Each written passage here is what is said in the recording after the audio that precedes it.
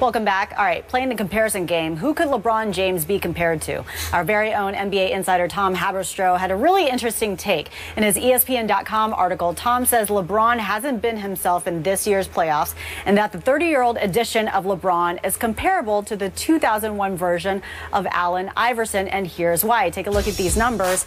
Very comparable. AI's usage rate is 36.8, while LeBron's is 36.4, and their true shooting percentage is very similar too, 48% to 49%. So, gentlemen, how do you explain this? Skip? Stephen A. Smith, when I read this last night, I must admit to you, I laughed out loud because I knew you had obviously covered Allen Iverson's 76ers through that finals, through all of his great run in Philadelphia. And so it was stunning to me because the last person I thought would wind up in the same sentence with LeBron James at this point would be Allen Iverson.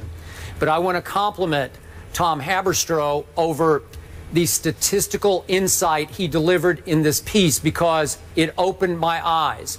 You and I have gone back and forth about how good has LeBron really been through this playoff run. We question the quality of the opposition, but I kept saying he's been great, bad, and this sums it up. The highest usage rate, but for once in LeBron's playoff career, very low efficiency, and that was Allen Iverson to a T. And all of a sudden, we're saying, to Prim's question, well, what's going on here? Because right now, the Cavaliers are playing, it appears to be at a higher level than even the Golden State Warriors are playing. I'll tell you what's going on here. His supporting cast that always used to get criticized during his first run in Cleveland has become a collective star. And I do not underestimate collective star. So for LeBron's three-point percentage, which is 17.6%, which is putting him on a historic bad pace, shooting threes in the playoffs, his teammates are making 40% of their threes. His teammates are leading the playoffs in offensive rebounds. They are leading the playoffs in second chance points. They are now, as a collective team, leading the playoffs in overall offense. They are now, to me, just to my eye, leading the playoffs in collective defense. They are? Really? And that's despite a LeBron who, obviously, in the wake of Kyrie, he's limited at best. Kyrie's just a spot-up three-point shooter now. LeBron has tried often to do too much. So he has a night when he scores 37 points on a career-high 37 shots. He's been averaging 4.4 turnovers per game, which for LeBron is outrageously high and detrimental to the team. But he's trying to make up for Kevin Love and a limited Kyrie, maybe to a fault, where the ball's in his hand the most, obviously, and he's trying to sort of will the team and sometimes will passes that he shouldn't try. He is making an alarming rate of turnovers, but a lot of times he's making an astonishing rate of great passes to open shooters because 62% of the time on his passes, his teammates are converting baskets. Well, that's pretty sensational. So, again, last year, LeBron James was the model of decorum through the playoff run because he had the highest player efficiency rating in last year's playoffs. Then what happened when they got to the finals? They lost by a record margin to my San Antonio Spurs. This year, this team is positioned to shock Las Vegas and the odds makers. We'll talk about that later in the show. But again, Golden State is still a solid favorite here. But my eyes are telling me LeBron's team is playing at a slightly higher level right now. And it's because of his supporting cast. And once again, I got to credit David Griffin and to a degree Dan Gilbert because those trades they made have had enormous impact on where Cleveland is right here, right now. Yeah, and you know what, though, Skip? I don't consider it a negative correlation, LeBron James to Allen Iverson. I covered that, you know, obviously I covered Allen Iverson for the first 10 years of his career, the first 6 as a beat writer. Allen Iverson was phenomenal. That was his most phenomenal year. Watching him and Vince Carter go back and forth with the 76ers against the Toronto Raptors in the Eastern Conference semifinals, watching him lift the Philadelphia 76ers to an NBA Finals against Ray Allen, Big Dog Glenn Robinson, and Sam Cassell. I mean, he was absolutely sensational. Yes, Allen Iverson was high volume, but he had to be because of the parts around him. They weren't equipped to really shoot the basketball and put it in the hole. It was all on the shoulders of a 6'1" 160-pound guard who was obviously very, very electric. When I look at LeBron James, the difference that I would tell you is that Allen Iverson playing the way that he played, the 76ers had to assemble the roster that they assembled because Allen Iverson was going to play that way no matter what.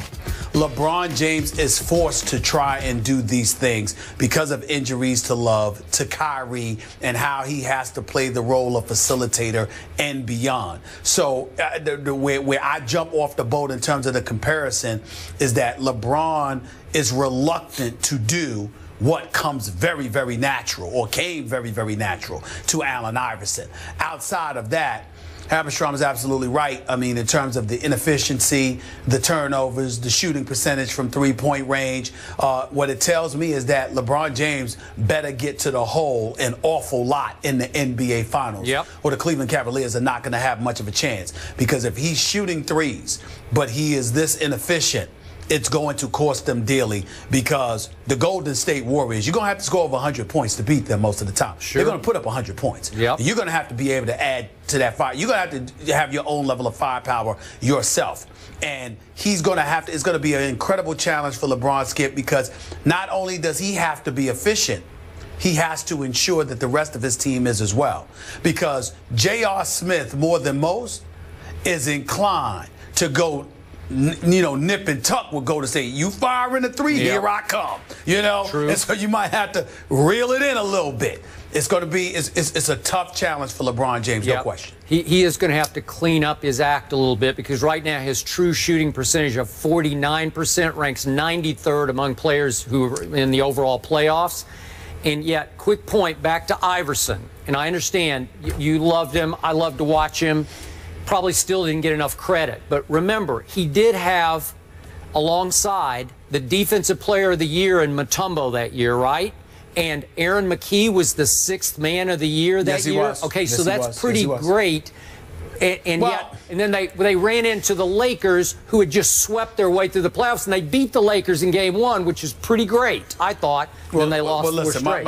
We ain't gonna take any props away from my man Blue, Aaron McKee. That's his nickname, Blue. You know, obviously he was 6th man of the year, and he did his job and then some. And playing for an exceptional coach like Larry Brown, who I still believe should be coaching in the NBA, by the way. That you have that, you have that at your disposal. But don't give me Mutombo and offense in the same sentence. Well, that ain't happening. I mean, they didn't need anybody else on offense. No one else ever got to shoot. Well, listen. You know what? If somebody else could shoot, they would have. Aaron McKee was 6th man of the year for a reason, because he could put the ball in the hole from the perimeter. Plus, he played defense. Dikembe Mutombo, and I'm almost. I don't want to. Look, I don't want to get into it, because Dikembe, he gets his feelings hurt from time to time. Steve, you're dissing me, man. You're dissing me. I don't want to do that, but offense and Dikembe Mutombo should not be seen in the same sentence. If anything, the Sixers were playing 4-on-5 basketball on offense, because Dikembe Mutombo was no offensive threat whatsoever, and he needs to know that. Oh. Okay, so we've completely digressed. But let the man be. Just let him be. He's a good man. He's an ambassador for the league. He's my friend. But whoa. No offense. And we will see what LeBron James can be. Game 1 of the NBA Finals is next Thursday. All right, stability in the NFL. Players don't get the luxury of fully guaranteed contracts like they do in other sports. Coming up, our NFL analyst Ryan Clark joins us to talk about Adrian Peterson's Twitter rant.